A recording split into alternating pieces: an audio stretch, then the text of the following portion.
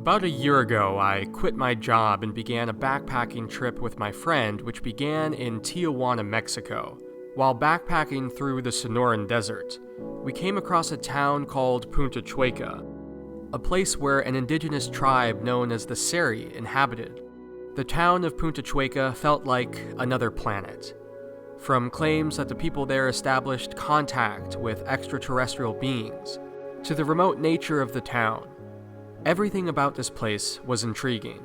It was here where we learned of an ancient medicine called bufo.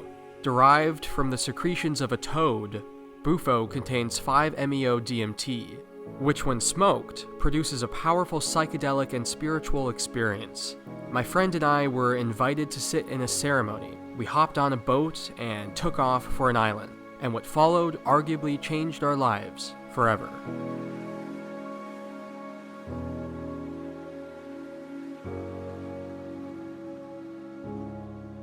But there was one man I met on this trip who stood out to me the most. His name was Tony.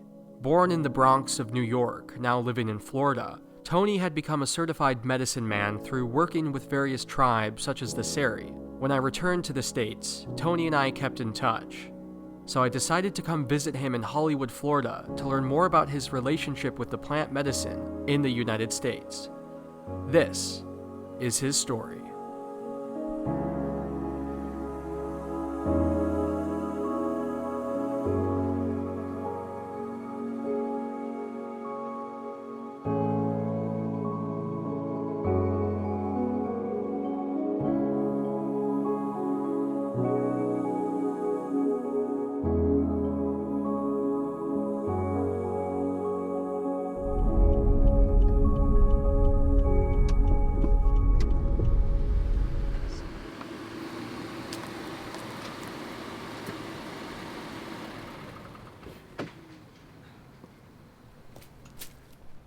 Hey, what's going on, brother? Good. How's good to see you. Everything going well? Good. Welcome. Doing good. All right, everything great. How was your drive? It was pretty good. Good. Well, come on in. All right, let's do it. Excellent.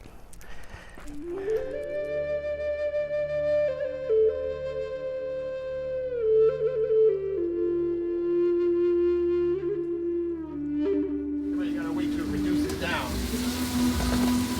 See that? That's what you want. You want to smell each layer of flame one by one by one. Once that lemon is My name is Anthony Jusino. I was born in the Bronx, New York. Raised there to about 20 years old. Moved to Atlantic City, New Jersey, in the suburbs there. And moved to Miami about 20 years ago and been here ever since.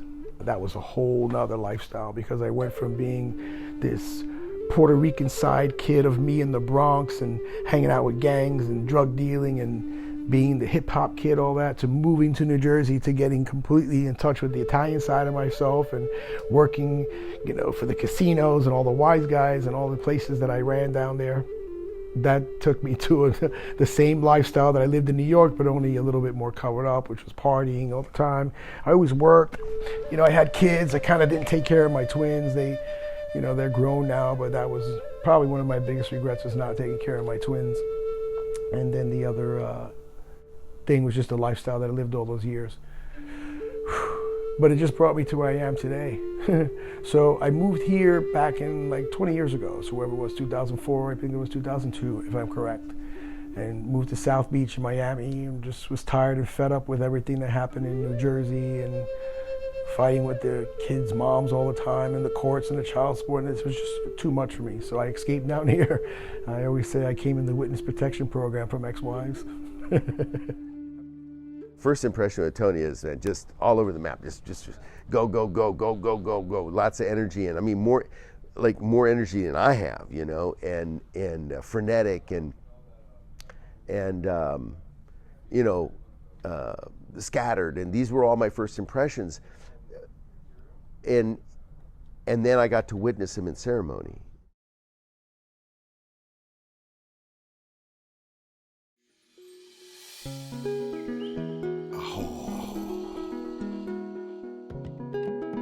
The main reason why I'm doing it again I think this is the fourth time I'm doing it, is, mainly to clean out toxins, from my body and just give my full system like a nice reset and a grounding. It seems to really ground me after the ceremony, and it's just like a nice reset of the whole system.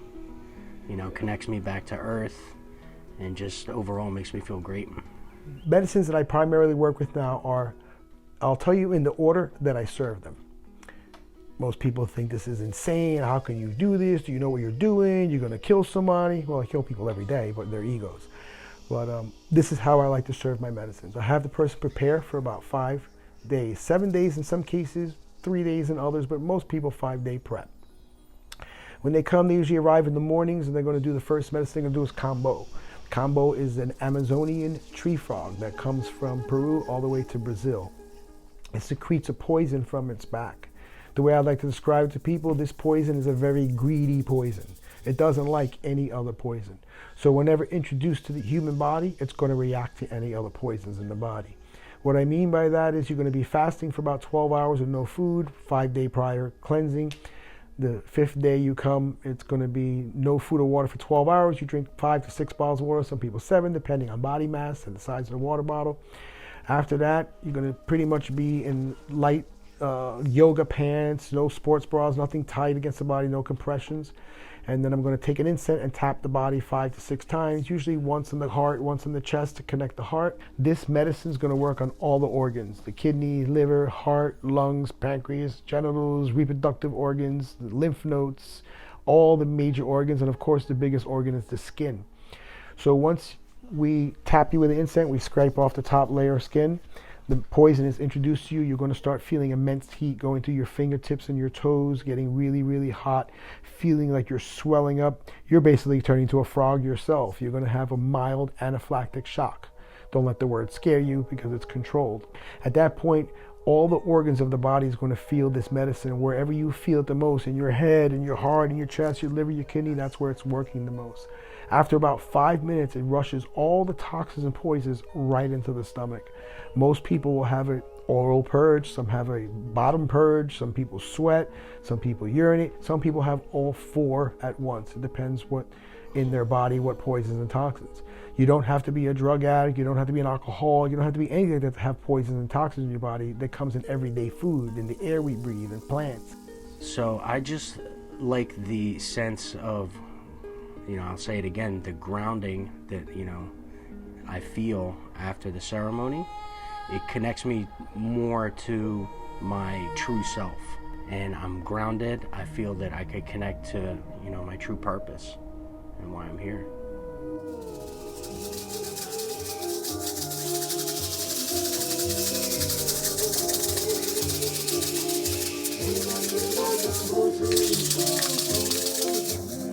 I said there's really nothing to be nervous about because I put all my trust in him because I trust that his guidance is perfection. To your body, brother.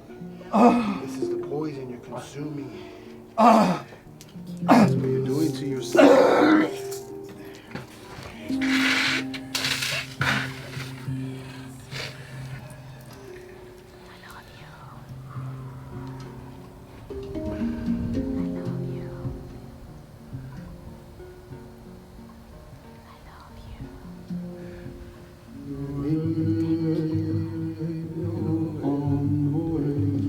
Sun comes up in the morning sky.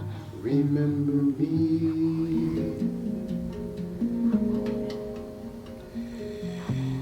Who am I going to?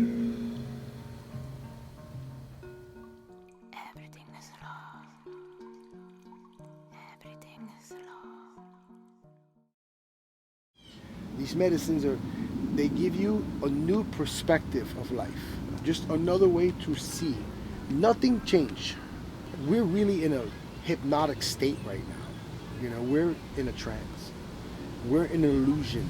Life is an illusion. This is why I don't judge any brothers or sisters who come before me because they're all the same like me. We all make those same stupid mistakes over and over again and die and die and die. And at some point, the medicina, please, next time I'm coming to the medicina. So now you're going to be here with this for a few days with this Kambo and the Niños Santos and the Rapé, and you're going to feel gathered, connected, powerful, respectful, humble. I mean, I got to see him in the role that he's here to fulfill. He can't be in that role all day, every day. That comes in ceremony, and that's what he brings, and that's who he is. That's why he's so gifted. And then he'll pop out, he'll be out of ceremony, and he's just, he's just getting on with life, man. He's just, he's just a regular guy. And this is the thing. That's what I love about Tony, is that he doesn't make any apologies for who he is. He has his opinions about the way things are and the way things should be. He has deep, profound respect for the medicine and how it should be practiced and accumulated and delivered, and he's not going to budge on that. And he's going to bring people into the medicine in a really good way, and he's going to be there to support them as they come through that integration process, the coming out of that, and he's going to be there to help guide and direct them, and he never says, hey, be like me. He says, be like you.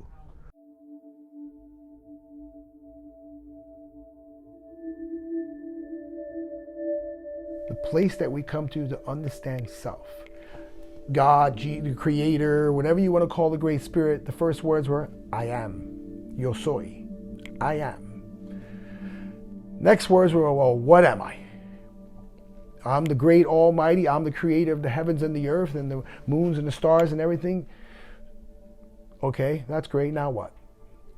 So I always describe it to people as the matrix is a glass balloon on the inside that we live in. One great spirit lives in the middle of this glass balloon, and he looks around. And he can see himself in the mirror, and he distorts himself, and he looks. And, okay, how many ways could he see himself? Not many, because it's just a balloon. And at some point, he said, man, I wonder what it's like to see myself from a different angle. He broke the balloon. And billions of glass mirrors are reflecting. And now, all the distorted versions of self. And here we are, the distorted versions of self, and the Great Spirit experience it itself. Another medicine that Tony works with is Bufo ovarius, which comes from the Bufo ovarius toad.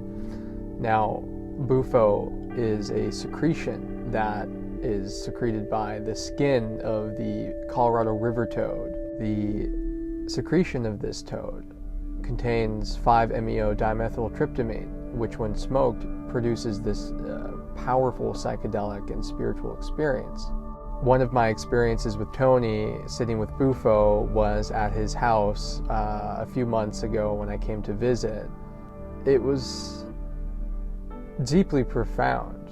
I had set an intention, something that I wanted to receive and perhaps give as well to the medicine and from the medicine with this experience, and he administered the Bufo through a pipe, and you inhale the smoke, and in a matter of seconds, when the DMT enters your lungs and gets into your bloodstream, the sense of self, the ego, almost dissolves. What I noticed about that experience is within a few moments, all of this, everything that had ever been, anything that I had ever experienced, had disappeared. It had vanished. It never happened. I felt like I returned to the source. There's a familiarity to this transcendental realm.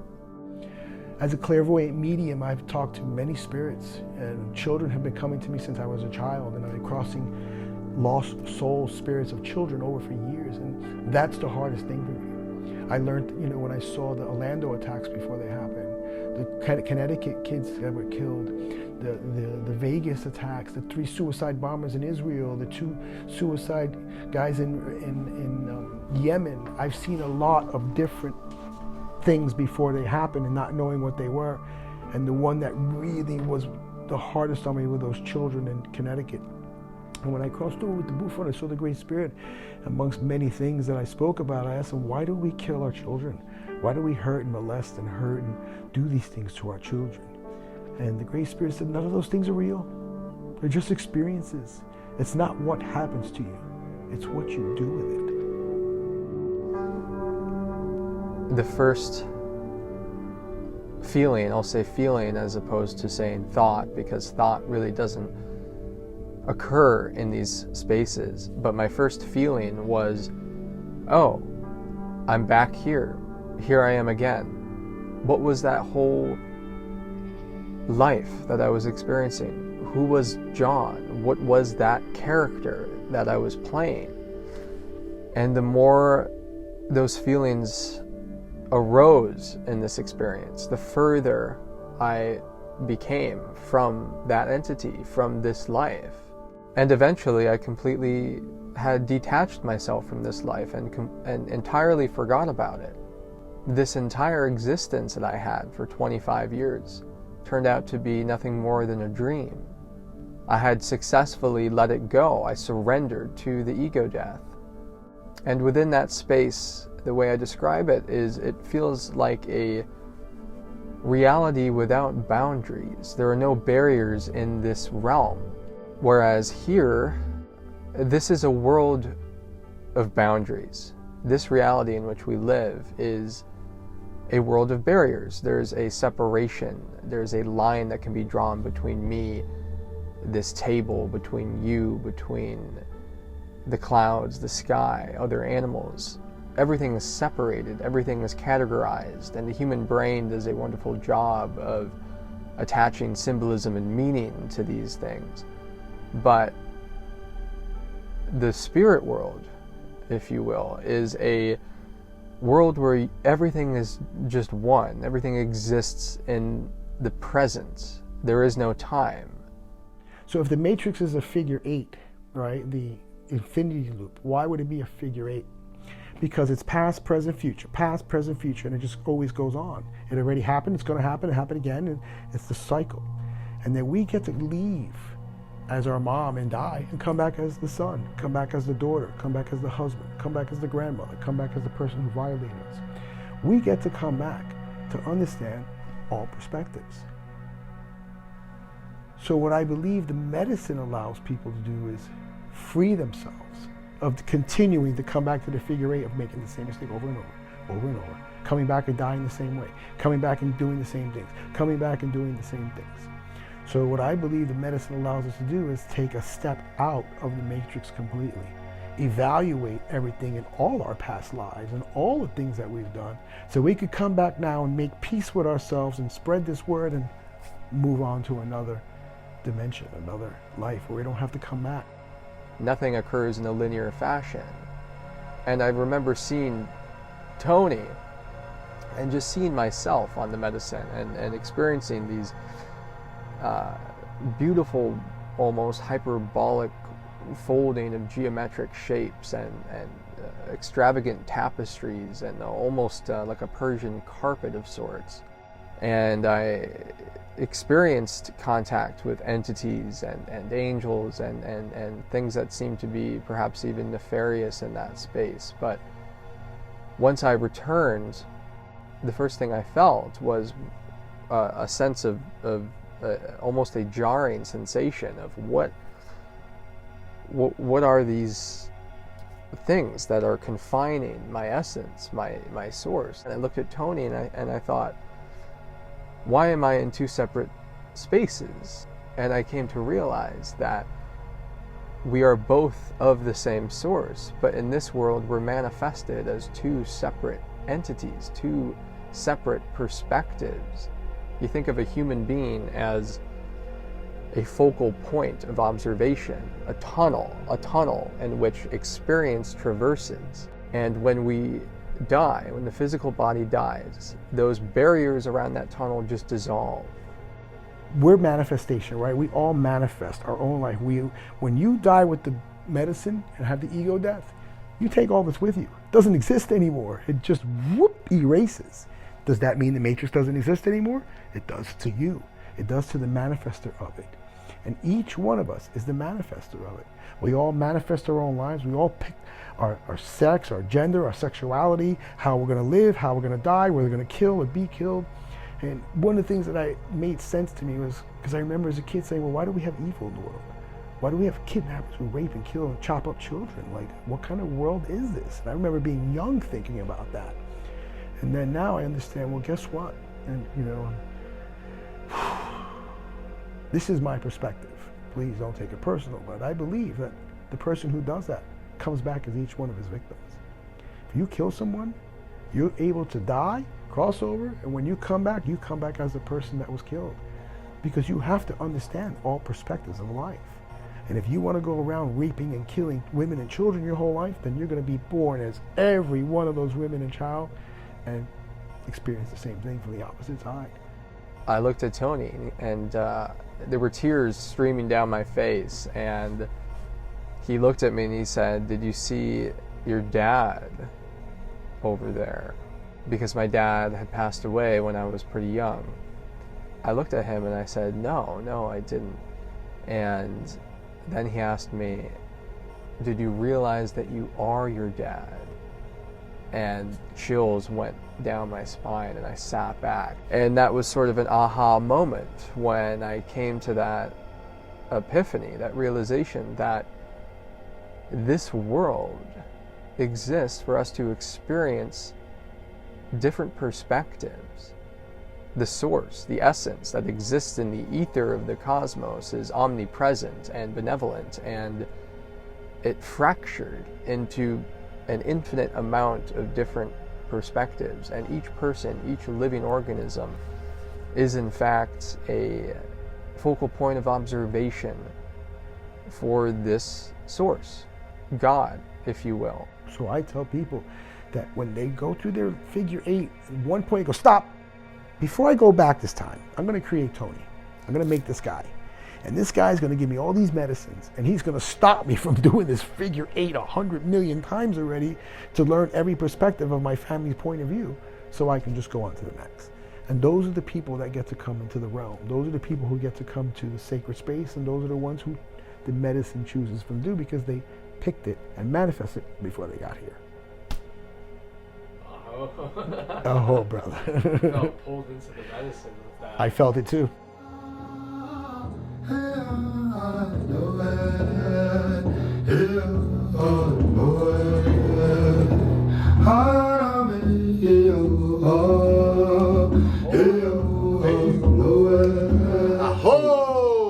Aho, relatives. Just thought I'd share that with you. That was great.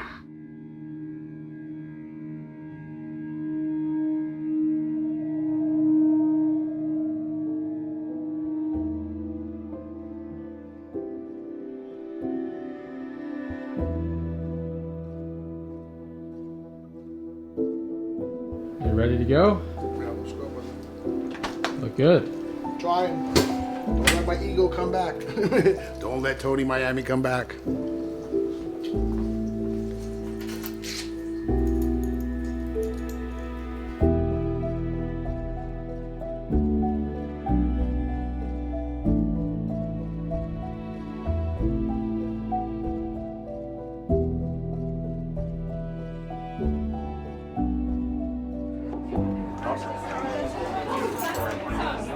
Like our 17th or 18th panel. We've been doing these for almost 2 years now, but tonight's panel is a very, very special one. So you guys are getting a treat because tonight we're talking about indigenous communities. And I'll tell you, as an investor and as a lawyer, just my nature is to gravitate towards objective data and science.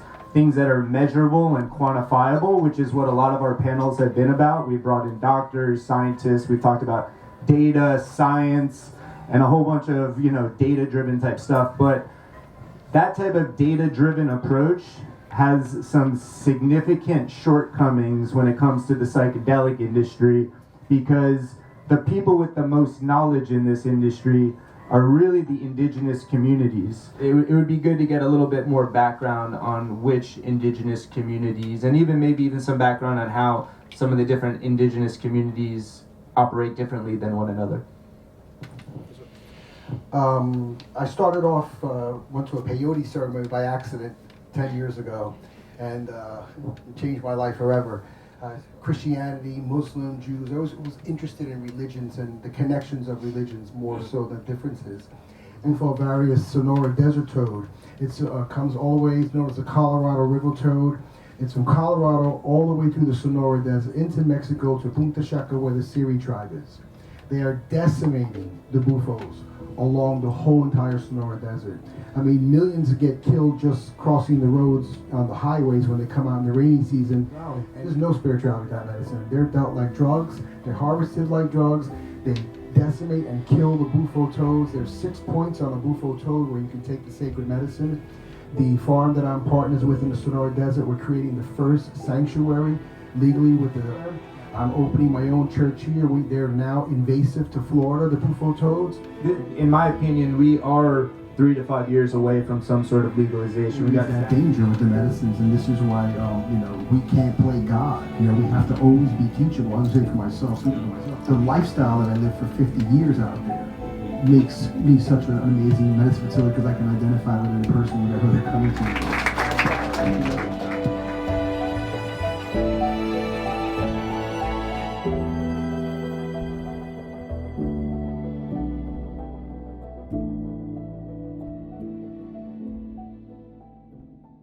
Think about the medicine in the matrix. It's the veil, right? The veil is the illusion is life. The illusion is that we're alive. The illusion is that this is the only life that we have, and we all better do good, or we're going to burn in that hot place, or go to the pretty happy place, like this facade that we're taught here through structured religion. The average person, child, loses their innocence through some sort of trauma, one form or another. It could be physical abuse, psychological abuse, sexual abuse, something, hitting the kid too much, something scares the child from their connection with spirit world. This is why you see children, oh, I'm in space, I'm in the ocean, oh, I'm a lion. And they actually are. We actually are all those things because we have ask the heavy meditators and people who deep yogis and people who understand medicine understand that we can just close our eyes and become and do anything. So when it comes to the matrix, we're grounded here usually as a child, almost getting hit by a car, getting bit by a dog, maybe Uncle Timmy touching you, whatever it is, mom and dad fighting all the time, or being abused, or, just we all at some point, this place is not safe. I gotta watch out. And then we start putting bricks in front of us. What I like to do is when I work with people with these medicines is we kind of break the walls down, right? Because we all have them. Because we needed those bricks to get us from 5 to 10, from 10 to 15, 15 to 20 years old, 25, 30, etc. So, you're talking 40, 50-year-old men and women who've never dealt with this. They're literally going through life, 3 divorces, 4 marriages, kind of like myself, with all that, what equals happiness.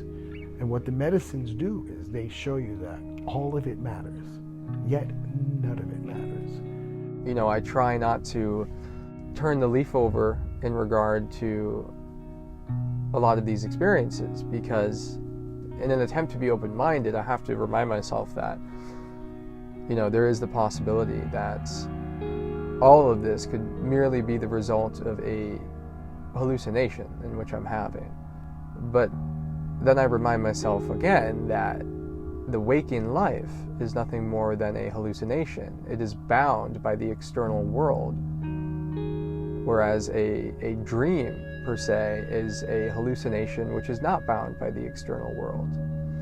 And something of a psychedelic trip is perhaps simply a different translation of external inputs in the brain. We're all here for perspective, and just the more we spend time judging and trying to force others to do our way, the more we're not focused on ourselves. Even me, I can get caught like that, because now that I found the medicines, I want to give medicine to the whole United Nations. I just want to go in there with a bufo and spray them all off, let them have their 15-minute journey and watch the whole universe completely change after that. That would be beautiful. Perhaps the DMT experience does nothing more than change the translation of external inputs in the brain. And so what we are experiencing is no more a hallucination than what we experience when we're dreaming and when we're awake. It might just be a reliever of filters which we have built up over the course of a lifetime of parenting, schooling, and in some cases indoctrination, which I think is actually pretty hard to avoid in any kind of society. What these medicines allow us to do is step outside the boundary, step outside the barrier of the mundane and complacent human experience. And the utility in that is to teach us appreciation and show us perspectives and perhaps even, unveil the illusion of life and give us that humility and show us what this reality is and in some cases even show us why we manifested it, if that's the case at all. I want to focus on what we're going to do now as a society. How do we come together again? How do we all recognize that we're all brother and sister, whether it's black, white, Asian, Chinese, red skin, Look at the medicine wheel. The medicine's black, white, red, and yellow, all the humans, north, south, east, west, earth, wind, water, fire. We're all connected. I sit on a psychedelic panel a couple times now, and it's really nice to see that they're trying to legalize it and all, but you always have to be careful when you're talking about the government because, then they mean they regulate it. And if they regulate it, where does that leave us?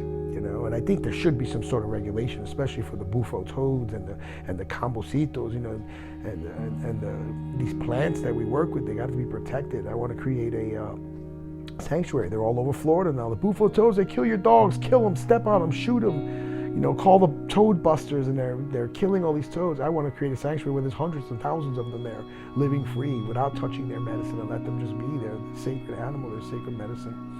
So the future of the church would be to have my own establishment and continue to branch out and hopefully, one day just be able to be the grandpa sitting back in the chair and watching all these beautiful young women and men serving these medicines with so much love and just becoming the way of, overturning the, look at drugs, not for nothing. Drugs are not fun anymore. Any teenager can tell you that. Anytime you pick up a drug as a kid today, it's Russian roulette. There's a 50% chance you're gonna die. We were kids, we got to experiment with pot and acid and ecstasy and coke and all these things, and these kids today, they experiment, they're dead with what's going on out there with this fentanyl and these drugs that are killing these kids. This medicine, whoosh, it's like an eraser. They come to these medicine and erases the vibration out of them. So when you work these medicines, you're not just putting a poison and watching somebody throw up. Okay, next. Oh, watch this. Ha ha ha. Woo, he's dead. Next. No, you're working the spirit of these medicines. You're trying to remove these entities, these traumas, these things out of them and releasing them out for the person and giving them a new perspective and a new loving being okay with self is the best way to put it. Making it that no matter, I remember one person came to me, he was very embarrassed about an incident that happened to him with some male gay friend of his, did something to him, and he was distraught over it and this. I said, listen, brother, by the time we're done the ceremony, you're gonna be glad he did that. He's like, what? What are you talking about? You crazy? And by the time we were done, he goes, you know what? I'm not glad it happened, but I'm glad it happened because it brought me to this. And now I understand. So that's what the medicines, the deepness of this medicine, the things you have to understand. If you're going to work these medicines, you better really do your homework. And I'm not just talking surfing the web and Google. You really have to understand people and work with people and make mistakes. I made plenty of mistakes on the medicine. I'm not going to say I did. And in the beginning, my ego was very much involved in serving it. But that was all part of the process, and it's probably the process for many of you as well. And just hopefully, at some point, you learn to just let go of the ego and allow the medicine to dictate. Because I'm happiest when I'm with my children, my grandchildren, or working medicine. The drugs, the alcohol, the streets, the lifestyle, I lived it for so long. I just don't even want to be a part of it. I don't even like going to restaurants anymore. I can't even date a girl right now because they all want to drink wine. I don't want to be around it. I have my own perspective now of what I want, what equals happiness, and I found it through the medicines. He's helping so many people with his ceremonies and working with the medicine. This is truly his calling. After I finish a ceremony and I'm grounded, I feel that I could connect to, my true purpose and why I'm here. Because that's really what it's all about. Keep this little blue ball a pleasant creation, and heaven on earth, we can create it in an instant. Over the course of the past few months living with Tony, I learned more than I ever could have imagined. Though eccentric at times, there seems to be an endless stream of deep-rooted wisdom which emanates from Tony. He truly has a profound respect for the medicines he works with and exemplifies his teachings everywhere he goes. He interacts with friends, family, and strangers as if they were brothers and sisters. Above all, Tony is a product of the medicine. He is a vessel, perhaps even chosen by some kind of symbiotic relationship we have with Flora, to propagate a message of love and perspective. I call him my Doc Brown. I've come to see Tony as a mentor and brother. The ego is a very important tool which humanity has evolved, which separates us from most of the life on Earth. Though perhaps it is integral to our long-term survival to be able to step outside the boundaries of the ego, even just for a moment. From what I've seen, I truly believe that ancient plant medicine can offer us that perspective. I'm honored to have learned the medicine path through Tony, and hope that perhaps one day you may as well.